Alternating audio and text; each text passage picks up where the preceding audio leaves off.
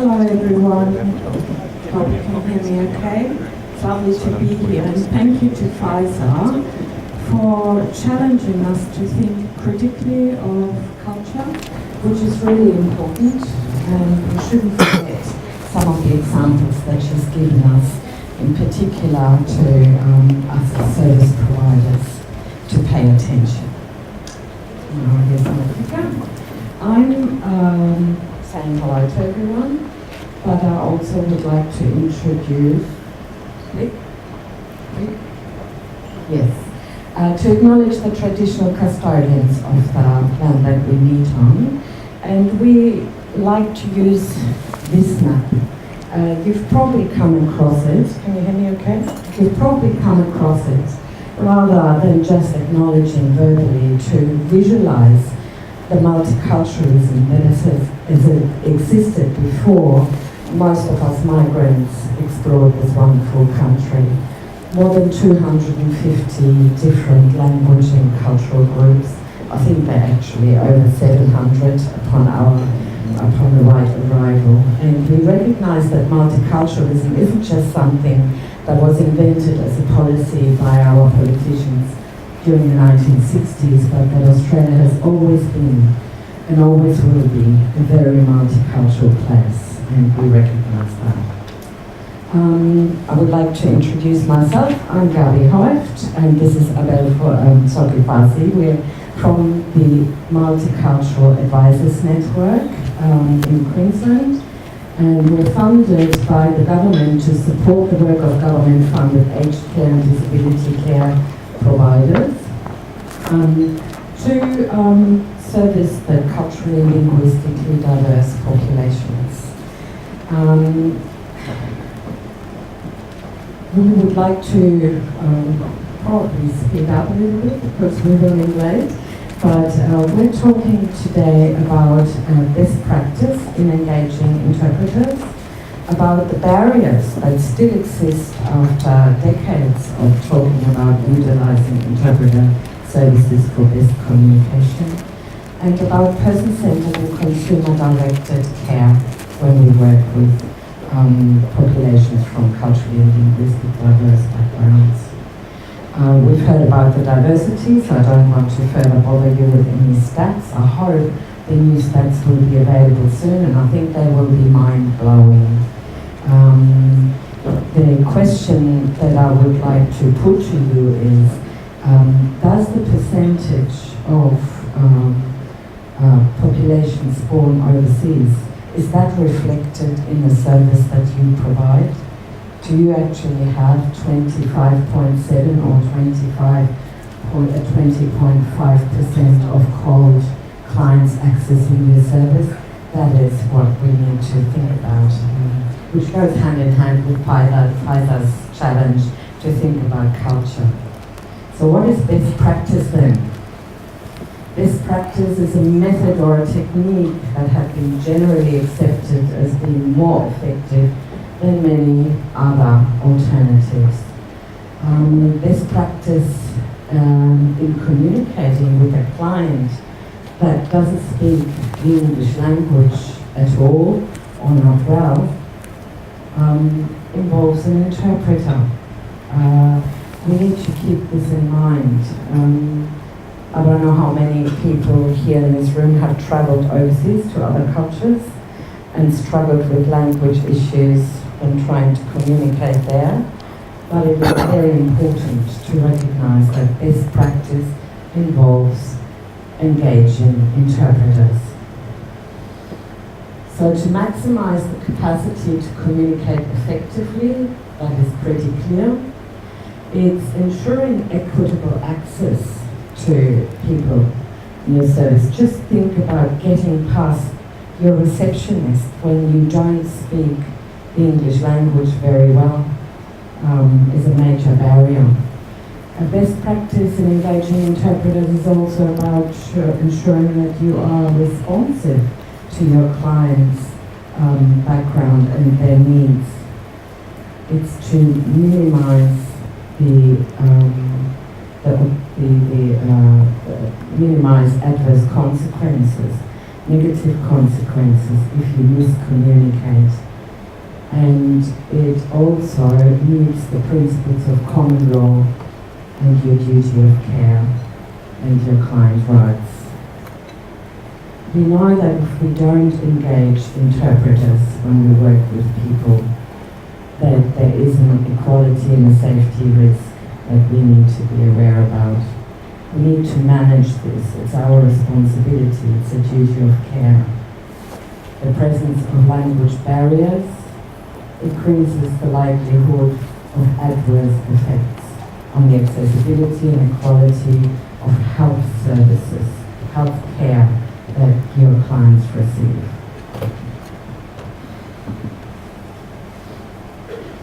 Before I hand to Abel, who will be talking about the barriers that exist, I would like you to have a look at this picture. You've probably come across it. It initially existed only as the first two, equality and equity, but the artist has included the barriers as well. It's not only about equality, and it's not only about equity. We know that we have to do a lot to assure access to our services, but we also need to reflect on our role as creating barriers, and we need to reflect about why barriers exist and what we can do as workers or service providers to reduce those. So Abel will be talking a little bit more about the barriers now. Good morning, everybody. Is it working? Can you hear me? No? Go on me down. Good morning. My name is Abel or Abel. So I'm happy with the tune, and for some reasons. Abel is my traditional name. That's how it is pronounced. Abel is the way it is pronounced here. So Abel. Now, as Gaby has just mentioned, I will be talking about some of the barriers that our clients face when accessing interpreters. And before I do that, then I thought I would just go through some of the terminologies, which of course are pretty obvious. Now, I think we're here this morning to address the theme successful inclusion and to answer the question, how do we do it? Now, keeping that at the back of my mind, I will also want each and every person, as we talk through what I'll be talking through, to reflect on 2 or 3 phrases or words. One of them just came in the Queensland Multicultural Charter, and that's language service policy for each organization, and the organization ability or interest to service or to service communication needs of our clients. So let's keep that at the back of mind as we go through this. Now, there are 2 terms here which, when I started, they were all confusing for me. Translator and interpreter. I believe some of us in this building also have had some similar experience where they were not able to get the difference between the two. The differences between the two is or are, 1, the first one we are talking about written form of transmission of information, and the second one we are talking about the oral form of that transmission as well. So when you hear someone talking about the interpreter, then you start thinking about, a face-to-face communication or verbal. And when we talk about translators now, you start thinking about a written form of communication. And these are the 2 areas normally organization focus on. Now, you will see that these signs actually show everywhere we go, especially if your organization provides services to clients with the use of interpreters where required, then you will see those signs up there. Now, under that, we'll be talking about accredited interpreters. Who are they? These are people actually who undergo some test through NATI. NATI is the National Accreditation Authority for Interpreters, for translators and interpreters. So those are the individuals we recognize as accredited interpreters. So they have that profession there, and they are the people that organizations are expected to engage. Same to interpreters. Now, when we go to non-accredited, then we are talking of some very interesting one, like are using a family friend, organization using support workers, those kind of things. So that's where now we start looking at what we are doing is we are actually engaging non-accredited interpreters, which of course to some extent is not required. Now, at what point do we think that a client of ours will require an interpreter? Anybody with anything in mind? At what point do you think, working with clients, at what point in time do you think that your client requires an interpreter? Any answer? All answers are correct. In our schools, we require for information sharing, Yeah.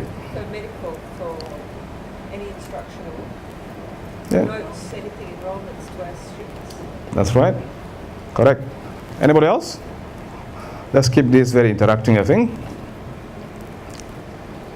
Any idea? Well, I think what we have heard is right.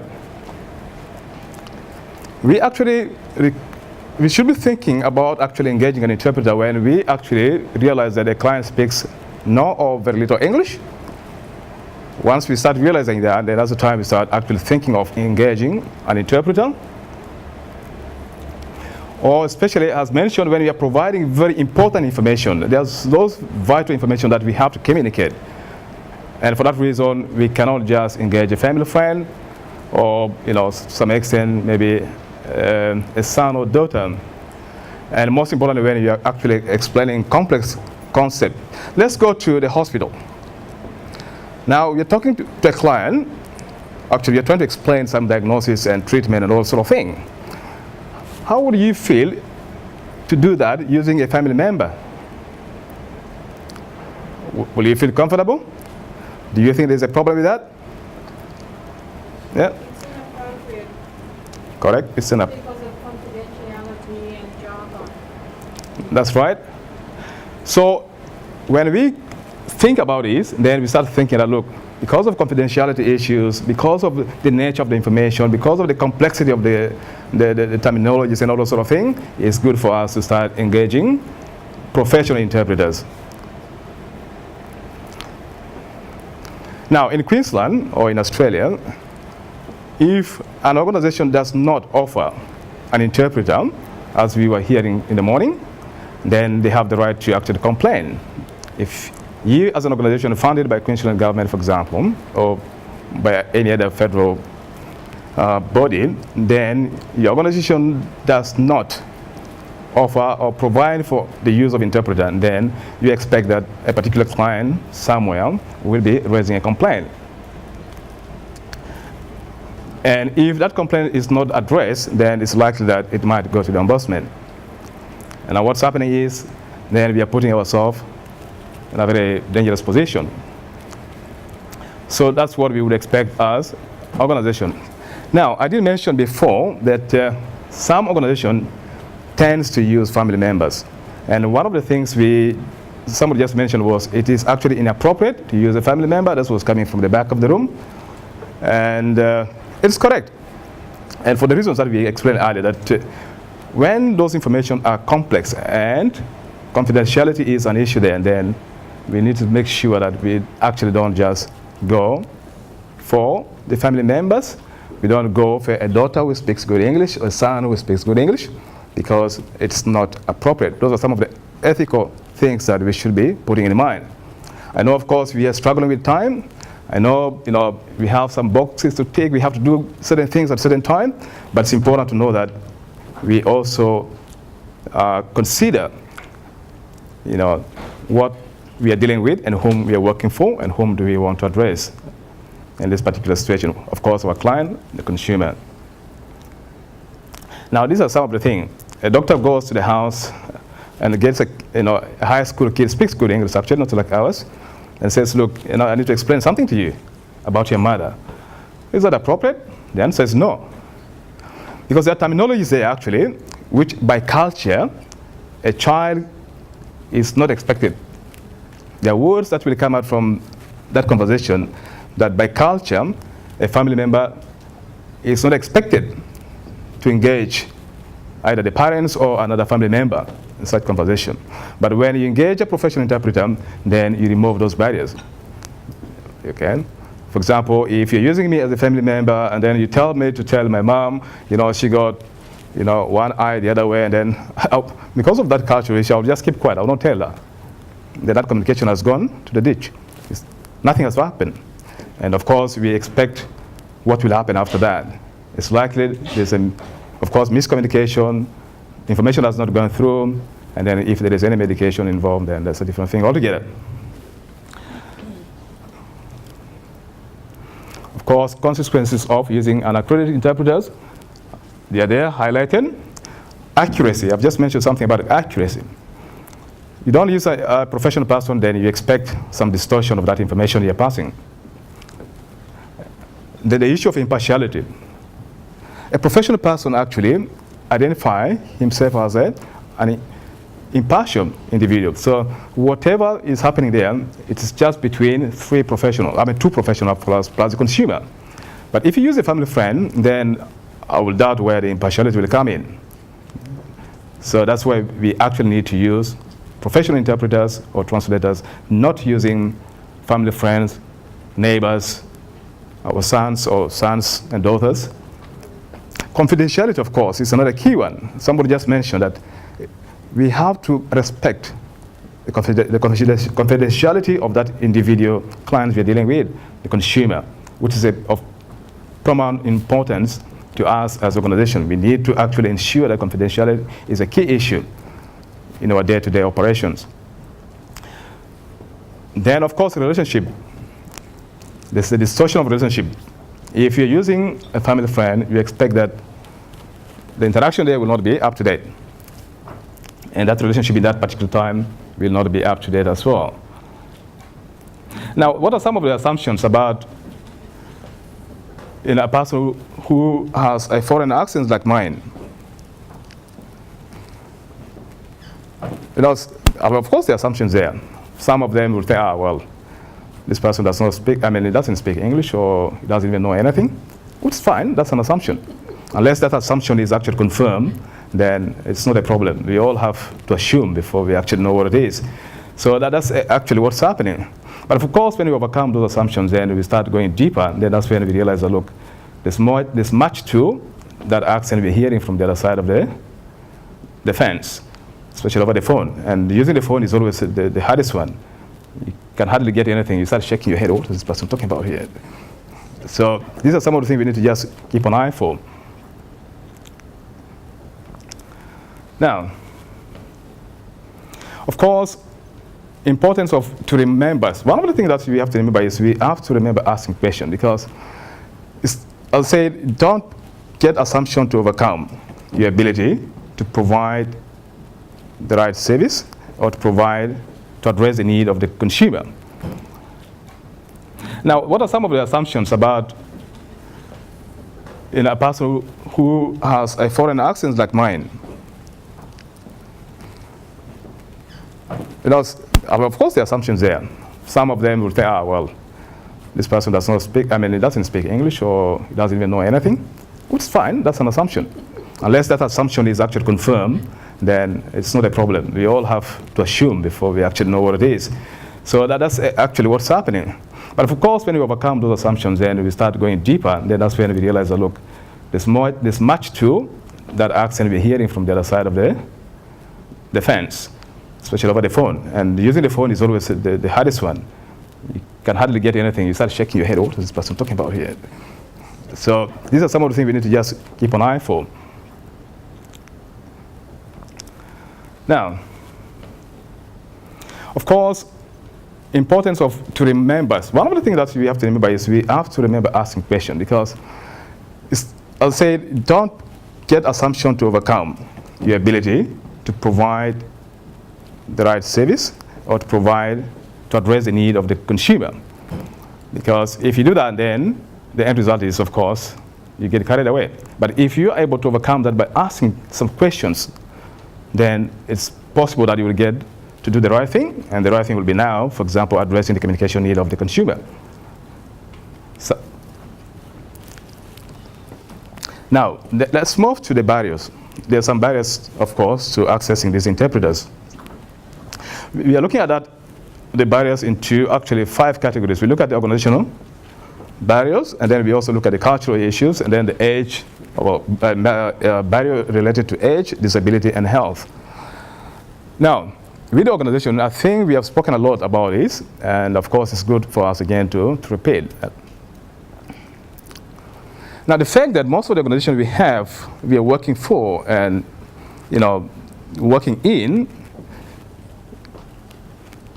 seem to be moving away from the traditional welfare type of of operation to a very market-based business model. Then it has been experienced that at least this is actually affecting organizational ability to engage with interpreters or language support. One of the reasons this point has just come up is that today you get, of course, the funding. You are told, from this time to this time, this is what you should be doing. And this is the number you have to fit in. You have to fit in within this time, and that. Now, I have to deliver that service anyway. So I'm under pressure already. It's all about figures, of course, and, of course, money. It's time. So what do you think will happen? When it comes to a situation where I encounter a client who does not speak English and who cannot even, the first thing I'll think about is, how long will this take me? How long is the process of getting an interpreter and all sort of thing? If it's a long process, I'll just take a shortcut. Because, I'm expected to deliver something anyway by the end of the day. So why do we have to spend 3-4 hours trying to work out ways of getting interpreters and all that sort of thing? So that alone is a barrier to your organization.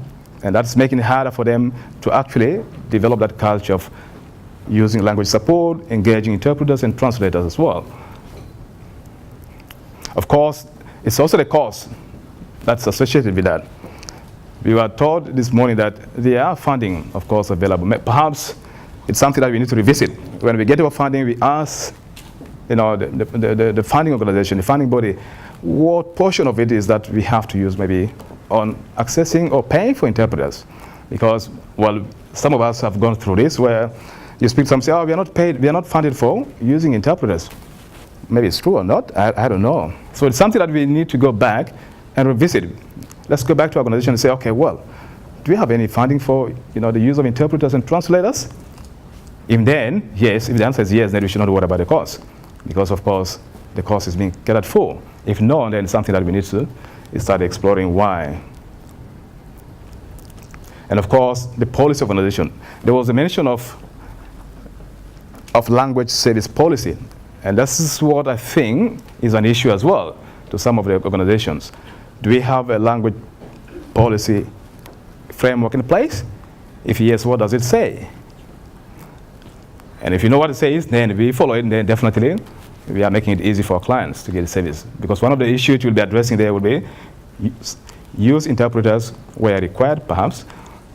If that's the case, then we should not be able to worry about, using interpreters. But I do believe maybe some of our organizations do not have such policies, and maybe it's time for us to revisit and make sure that we actually pay considerable consideration. Now, preference of agency staff not to engage with interpreters. As I said, it's a very complex process. I'll give you an example. I receive a client, I do assessment, I do home assessment for home care.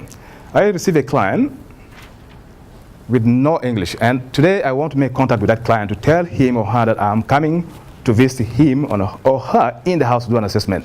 For the first time, she doesn't know that I'm going to talk to her, nothing, and no language. So you know what happened? I will have to book an interpreter, and then I will make contact. And the very frustrating thing will be, oh, you ring, because the person was not expecting your call anyway. What do you expect?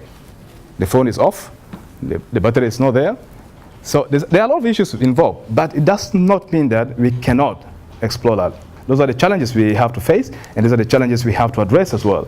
Because if I say, I've rang twice, this lady is not picking up the phone, how do I get there? There's time consuming. What do you think we are doing? We are not helping, because, as I said earlier, there's the issue of time, the business model I was talking about. But Yes, that's the case. But what about this particular case? That this is a client that I'm supposed to service. This is a consumer I'm supposed to be providing service to. The only issue here is that language. I can't get hold of this person, and I need to get hold of the person, do an assessment, make a referral, follow up, develop a care plan, and then this has to happen within 2 weeks. So we have a challenge there. So the issue is, yes, those challenges are there, and yes, we have to face them. Of course, we have to provide our service. Okay, then we, of course, time factor I've just mentioned is so time consuming. You ring today, nobody's there because you are not expecting your call. You ring tomorrow, they are not even there. And there's no any other way you will get them. But at the end of the day, you have to get them, and you have to pass the information, and you have to do an assessment and make sure that they are referred and the care plan is developed and they're being looked after. That has to happen, unfortunately. Of course, they're not considering the use of technology, because some of the things you don't have to go to the client face to face. You have to ring, or you do a video conference, all those sort of things. But again, how many of our clients do that? So it's a choice of organization how to say, look, what is the appropriate technology we have to use here? Of course, based on the interest of the client. Okay. Now, we've just mentioned getting past the reception. The receptionist is the key person in our organization. Is that right? This is the person, if she smiles or he smiles, then you think that, oh, yes, I'm going to the right place. If she doesn't smile or he doesn't smile, then you have a question mark. What are you getting into? So think of a client who does not speak English, who comes to the reception, and then you find he's trying to, at least basically, either he or she comes with a card, which I showed earlier on, and say, I need an interpreter, that's what it is, and the language at the back. And the receptionist has got no idea. What is this? What am I doing with this?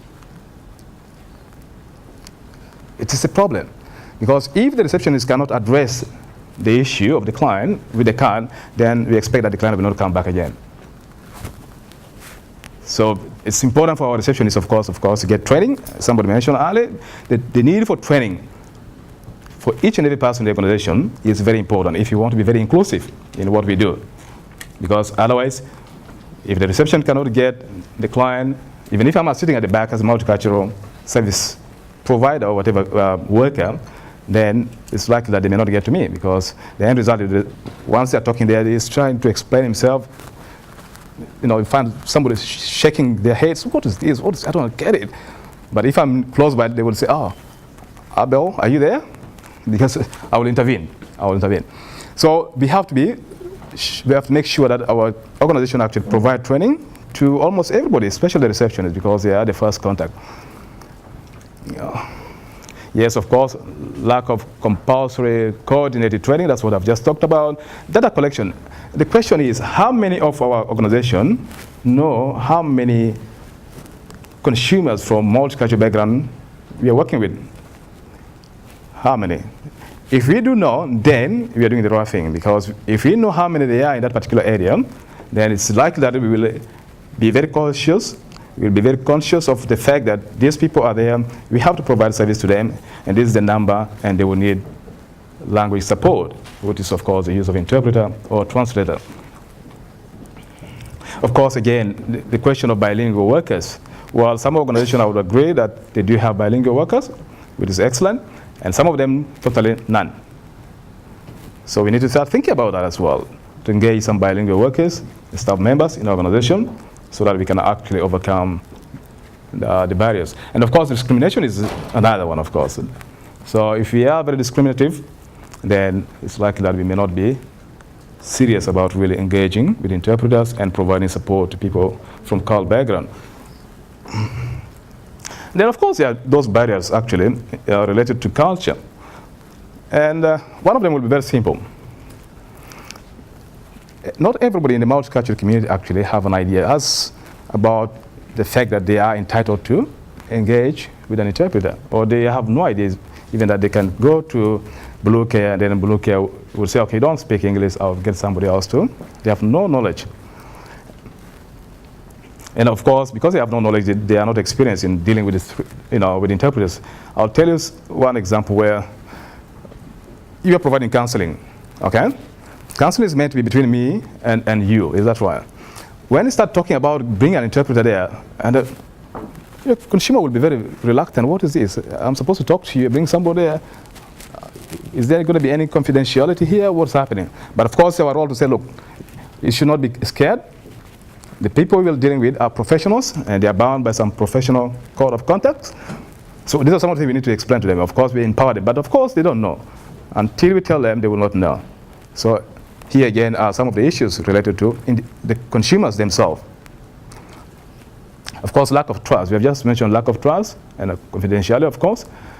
Now, multicultural communities, as we see, especially emerging community, they are just, there are very small communities around, and everyone knows somebody else. Now, if you go and get a neighbor, definitely trust issue will raise. And even if you get an interpreter who is actually from that community, it's likely that the client will say, no, sorry, I don't want.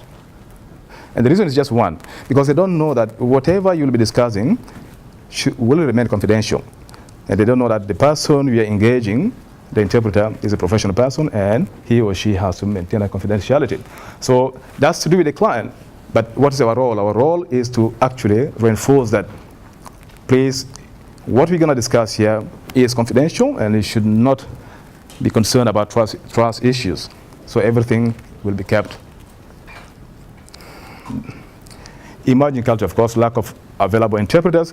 Some of the small emerging communities here, they are not interpreters. And I have an experience where I wanted an interpreter to come for face-to-face assessment. I was told the nearest interpreter in Queensland was, I don't know how many kilometers. That's in Melbourne, actually. I said, well, I can't use telephone interpreting here because I need to sit down with my client. I need to actually communicate face-to-face, and that's about an hour and a half. How can I do that over the phone?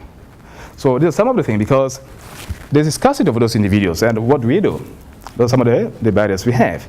There's a scarcity, but again, it doesn't mean that we should just say, oh, no, well, there are no interpreters here, let's get over it, let's go. No, let's try, because you never know. You know, the first day it was Melbourne guy, only one person, and then you can devise a method of actually doing the same thing using that Melbourne interpreter, simply because they are not here. So, of course, these are issues that our consumers are facing. Of course, most of the consumers, or some of them, will say, look, I don't want to engage with an interpreter.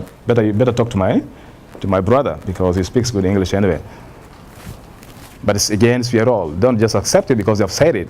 Respecting their request, and then, of course, focusing on the fact that it's not professionally acceptable to use a family member or a child. You've got to engage a professional interpreter.